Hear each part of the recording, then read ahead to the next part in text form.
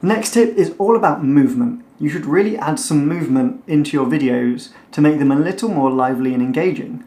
Now, if you're doing talking to camera, maybe you naturally move around a lot, and that is fine.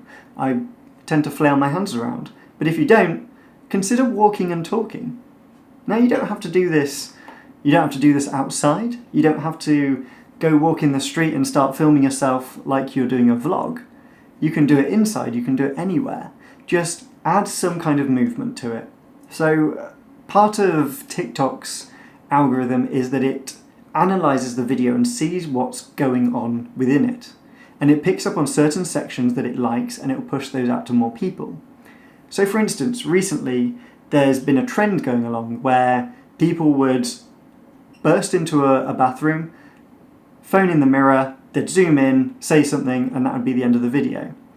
Now, that even became a joke within itself, because those videos would get so popular because of that particular set of movement that would then tell the TikTok algorithm, oh, this is a video that people are liking, so this has similar movement, so people are going to like it, and it will push it out more.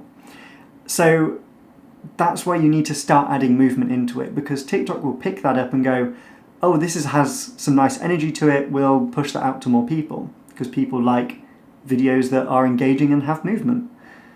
And this is something a lot of creators do to add some visual interest as well.